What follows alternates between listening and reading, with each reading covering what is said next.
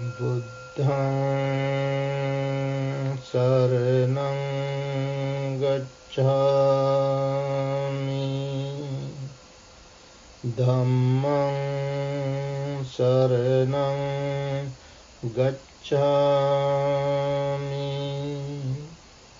Saṅgham saraṇaṃ gacchāmi.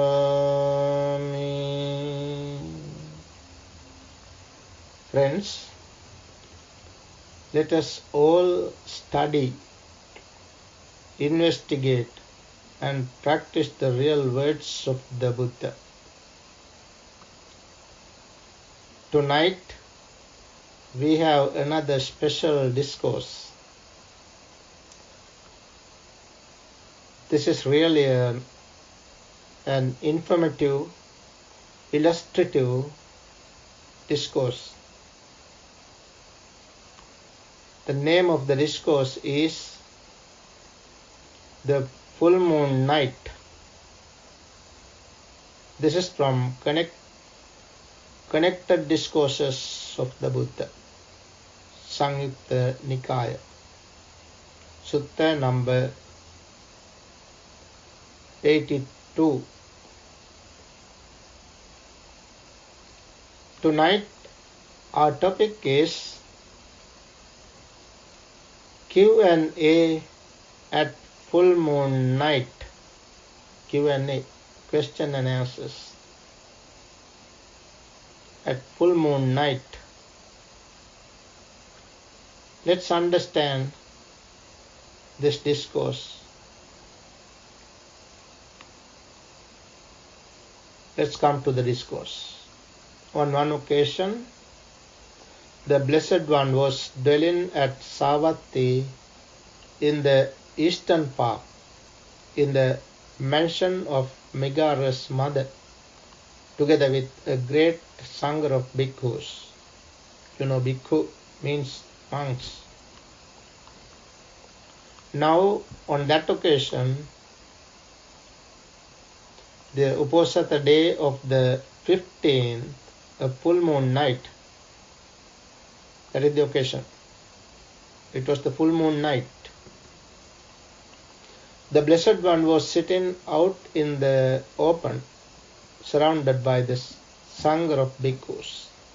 So all Buddha and all monks were sitting outside of the buildings. The full moon night.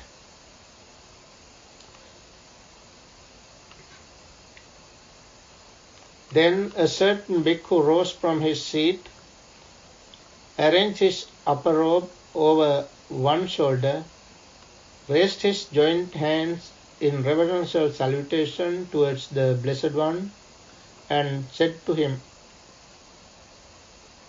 "Venerable Sir, I would ask the Blessed One about a certain point. If the Blessed One would grant me the favor of answering my question."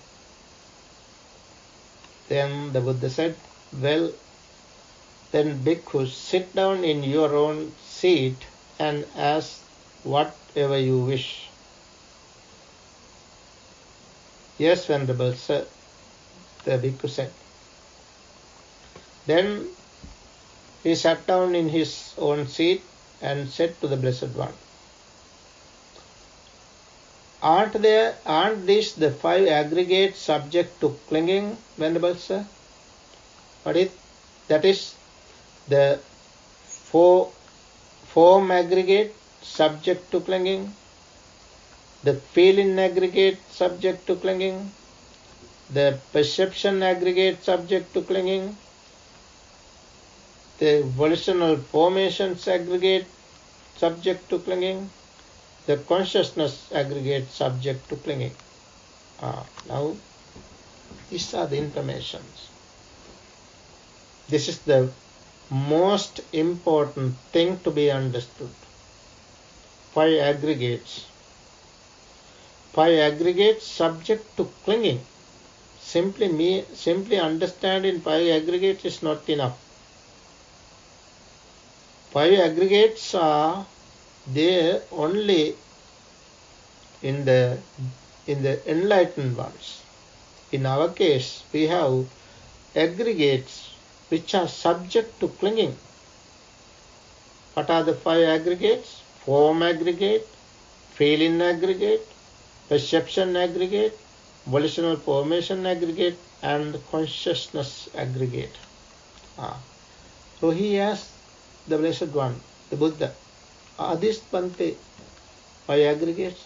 Then the Buddha said, those are the five aggregates subject to clinging, bhikkhu. That is, then the Buddha repeated the same thing. The form aggregate subject to clinging, the feeling aggregate subject to clinging, the perception aggregate subject to clinging, the volitional formation aggregate subject to clinging, the consciousness aggregate subject to clinging.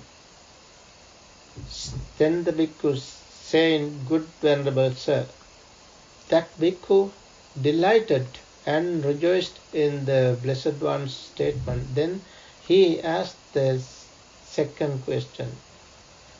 So here he asked many different questions. Let's understand. These are the Q&A, that is question and answers.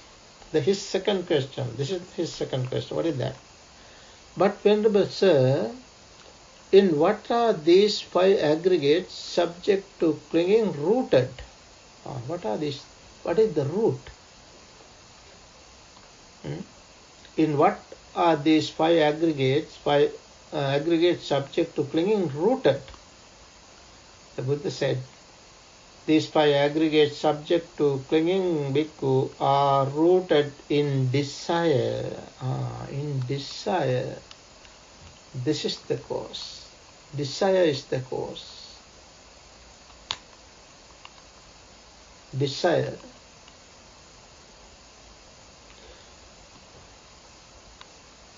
Then he asked the third question. Venerable sir, is that clinging the same as these five aggregates subject to clinging, or is the clinging something apart from the five aggregates subject to clinging? That's his third question. Buddha's answer is, bhikkhu, that clinging is neither the same as these five aggregates subject to clinging, nor is the clinging something apart from the five aggregates subject to clinging, but rather the desire and lust. These are the problem. Desire and lust, for them, is the clinging. So the clinging is desire and lust. Clinging is not something different from that of the five aggregates. Clinging means desire. That is the thing to be removed, to be cut off. Then the bhikkhu saying, good venerable sir, he asked his fourth question. Let's see his fourth question. But venerable sir, can there be diversity in the desire and lust for the five aggregates subject to clinging? Can there be desire and can there be diversity, differences? Then the Buddha said, there can be, bhikkhu. The Blessed One said, here, bhikkhu, it occurs to oneself, may I have such form in the future? May I have such feeling in the future? May I have such perception in the future? May I have such volitional formations in the future? May I have such consciousness in the future? Thus, bhikkhu, there can be diversity, differences in this desire and lust for the five aggregate subject to clinging. Now the bhikkhu saying, good venerable sir, he asked his fifth question. Now fifth question. What is that? In what way, venerable sir, does the designation aggregates apply to the aggregates? Now aggregate is said. What is that designation? How it comes? In what way, Venerable Sir, does the designation aggregates apply the aggregates? The Buddha said, whatever kind of form, not only the present moment, whatever the form, whether they are past form,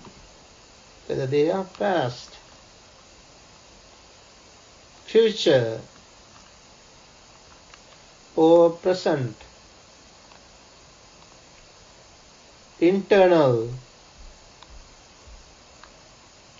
external, gross, subtle, gross or subtle,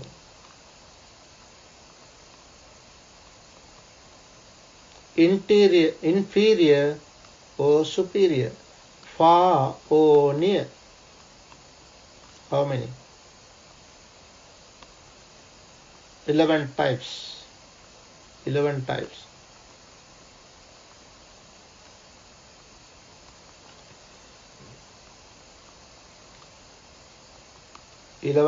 Here. Past, future, present. That means time-wise. Time-wise, there are 3 things. Forms, there may be forms in the past. We are referring to something in the past, or something in the future, or in the present. That is referring to the time. Time-wise, 3.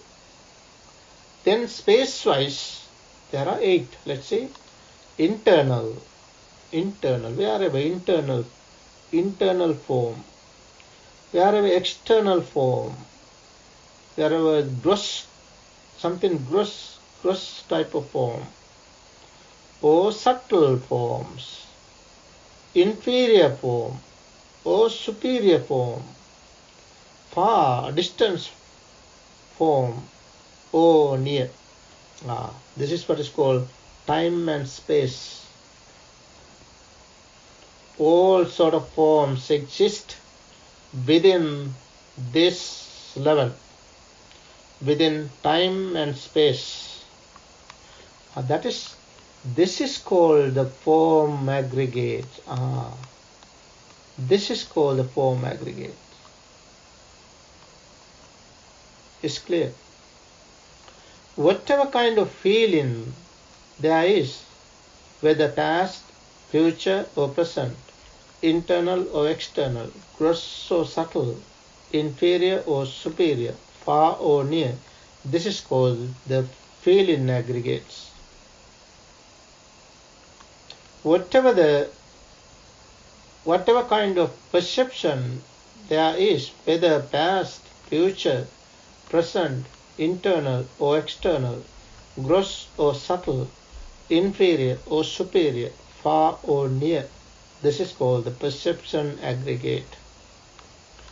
Whatever kind of volitional formations there are, whether past, future, present, internal or external, gross or subtle, inferior or superior, far or near, this is called the volitional formations aggregate. Whatever kind of consciousness there is, whether past, future, present, inferior, internal, external, gross or subtle, inferior or superior, far or near, this is called the consciousness aggregate. It is in this way, bhikkhu, that the designation aggregates applies to the aggregates. That is how this term comes to be. Then the bhikkhu saying, good Venerable Sir, he asked his 6th question. What is the cause and condition, Venerable Sir, for the manifestation of the form aggregate? what is the cause and condition for the manifestation of the feeling aggregate? Then for the manifestation of the perception aggregate, manifestation of the volitional formation aggregates, manifestation of the consciousness aggregate. Manifestation, this term is very important to understand. You see, these 5 aggregates are not born. You can't obtain, you can't collect this. These are not born. Our six senses are born. That is how we are born to this world. Buddha said, what you call birth is obtaining of 6 sense bases and manifestation of the 5 aggregates. A manifestation. This term is to be understood clearly. Manifestation means when there are necessary conditions, things are manifesting. Things appear. With the cessation of necessary conditions, the things disappear. Manifestation. It comes to appear. Something comes to appear with the support of necessary conditions. Suppose while we are respecting the Buddha, Dhamma and the Sangha, you are offering a special puja. You are doing a simple puja. Or while you are meditating, the Deva manifesting. The Deva is manifesting. A deity is manifesting. A hungry ghost is manifesting. That is what is called manifesting. Something come to be when there are necessary conditions. So these 5 aggregates are, that means these 5 aggregates are not physical but mental. Now,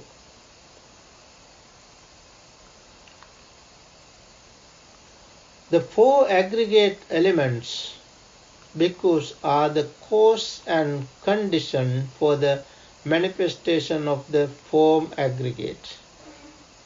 Contact is the cause and condition for the manifestation of the feeling aggregate. Contact is the cause and condition for the manifestation of the perception aggregate. Contact is the cause and condition for the manifestation of the volitional formation aggregate. Name and form is the cause and condition for the manifestation of the consciousness aggregate. These are the cause and conditions for the manifestation of the 5 aggregates. His 7th question. Venerable Sir, how does identity view come to be? Identity view. Here, bhikkhu, the Buddha says, here, bhikkhu, the uninstructed worldling who is not a seer of the noble ones, he has not seen the noble ones, and is unskilled and undisciplined in their Dhamma, who is not a seer of superior persons, and is unskilled and undisciplined in their Dhamma, regards form as self. This is what happened.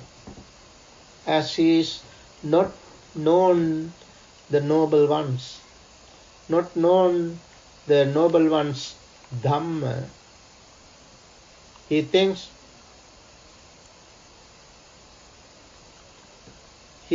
that he regards form as self. This form is self.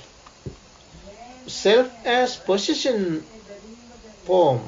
He thinks self as possessing form, or form as in self, or self as in form. 4 different ways. Seen form, he thinks form is self. Form is self. Or he thinks that self is possessing form, or he thinks form as in self, or self as in form. 4 different ways he thinks, he regards. Not only form, feeling, perception, volitional formation and consciousness. All the 5 aggregates. He thinks in this manner. That means he thinks in 20 different ways. He is bound. He is fettered. That bond with 20 different ways. That fetter is called Sakkaya Ditti, the personality belief. That is the identification. Personalization. You personalize with this. It is to be depersonalized by the wise one. That is the Buddha's teaching. Now, his 8th question number 8, he is asking many questions.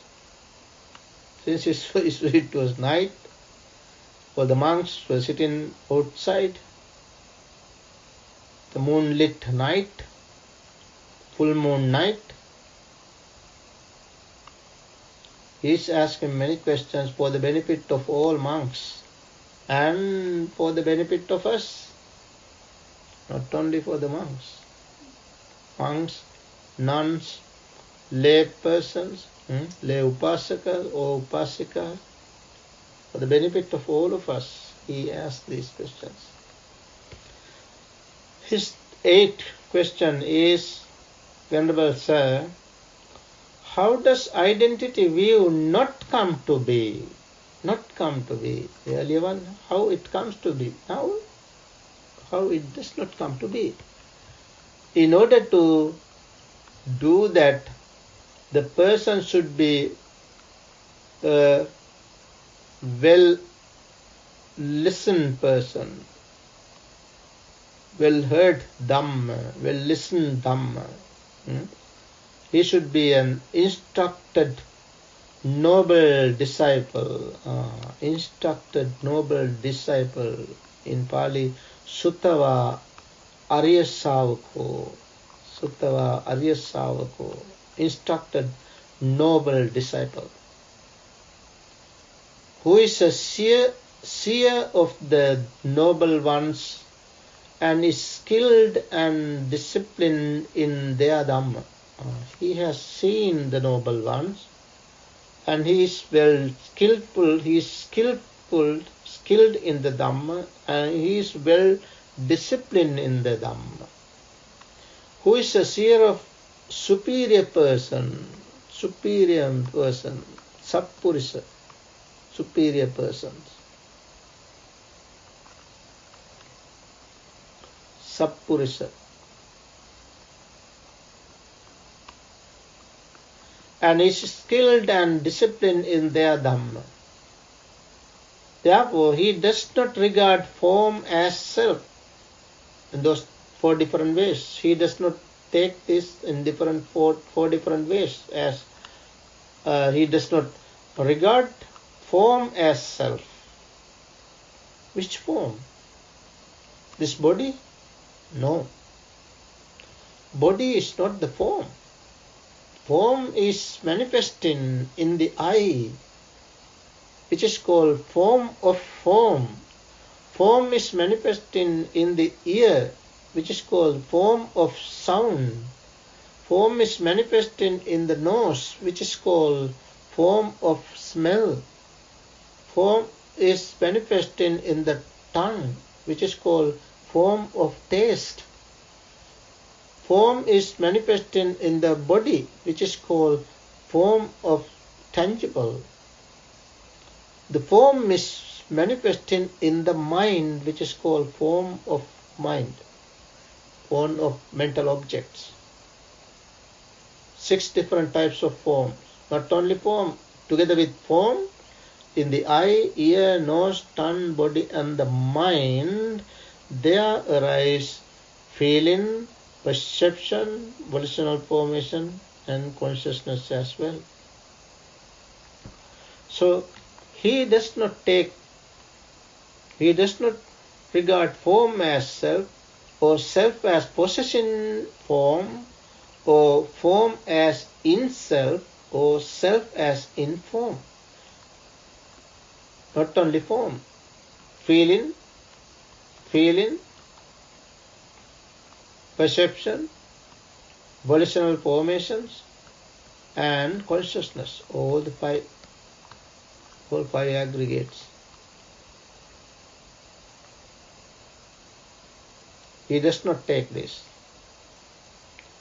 He does not see self as mine, me, myself. He has no such desire, not grasp in form,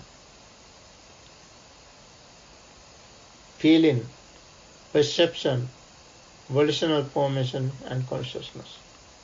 The Buddha said that is how identity view does not come to be. Now his 9th question, he asked the 9th one. What, Venerable Sir, is the gratification, the danger and the escape in the case of form? What is the gratification, the danger and the escape in the case of feeling, in the case of perception, in the case of volitional formations, in the case of consciousness? The Buddha said, the pleasure and joy, bhikkhu, that arise in dependence on form. So this is very important point. This is a very important point. The pleasure and joy that arise in dependence on form. When the form arises, there arises pleasure and joy. This is the gratification in form. That is the gratification. So there is a gratification. We have to understand that there is a gratification. Gratification is pleasure and joy. When there is pleasure and joy, there is gratification. That form is impermanent. Though there is gratification, it is impermanent. It is impermanent, suffering and subject to change. Impermanent, suffering and subject to change. This is the danger in form. That is the danger. What is the danger? You can't keep it as you want. You can't keep it permanent. It is impermanent. This is the danger. The removal and abandonment of desire and lust for form. This is the escape, removal and abandonment of desire and lust for form.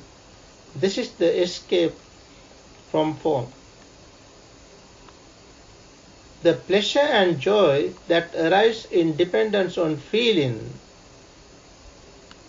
dependence on perception, dependence on volitional formations, dependence on consciousness.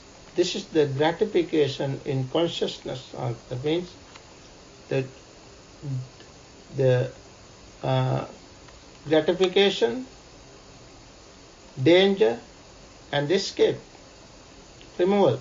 That is the escape. In this manner, the Buddha explained him the 5 aggregates. They are pleasure, they are danger. Pleasure is the gratification. They are danger and escape. Then the bhikkhu, his 10th question, saying, "Good Venerable Sir, the bhikkhu delighted and rejoiced in the Blessed One's statement. Then he asked the Blessed One a further question." What is the question? "Venerable Sir, how should one know, how should one see, so that in regard to this body with consciousness and in regard to all external signs, eye-making, mind-making, and the underlying tendency to conceit no longer occur within?"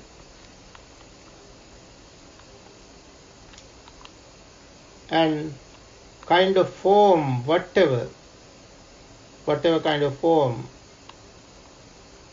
the Buddha said, whatever kind of form, bhikkhu, whether past, future or present, internal or external, gross or subtle, inferior or superior, far or near, one sees all form as it really is with correct wisdom.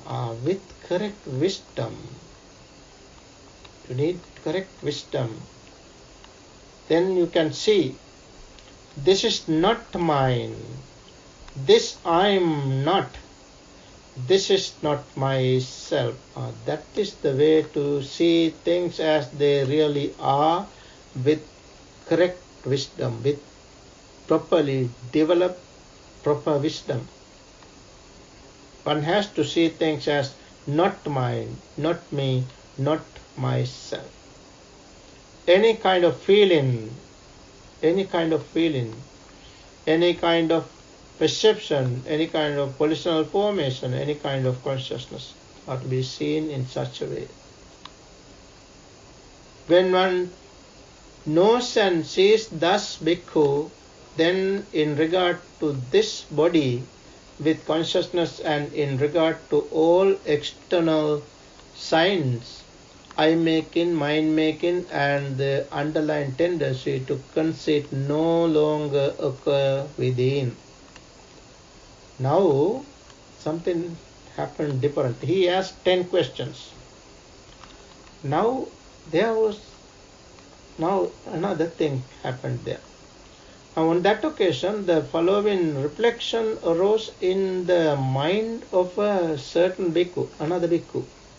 In his mind, this reflection arose. What is the reflection? He thought, so it seems that form is not non-self, feeling is non-self, perception is non-self, volitional formations are non-self, consciousness is non-self. What self then will deeds done by what is non-self affect? So if there is no self, his question is, the question arose, reflection arose. The Buddha talked about self. If there is no self, what is non-self affect? If there is no self, no point of doing good deeds or bad deeds. How it affects? Then the Blessed One, knowing with his own mind, now Buddha understood it through his own mind. The reflection in the mind of that bhikkhu addressed the bhikkhus. Then the Buddha said, it is possible, bhikkhus, that some senseless man here, obtuse and ignorant,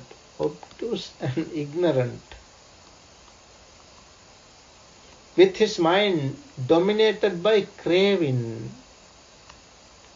His mind is now dominated by craving.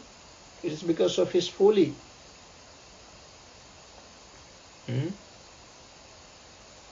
Dominated by craving. Buddha says he might think that he can outstrip the teacher's teaching, thus outstrip. He can go beyond the teachings.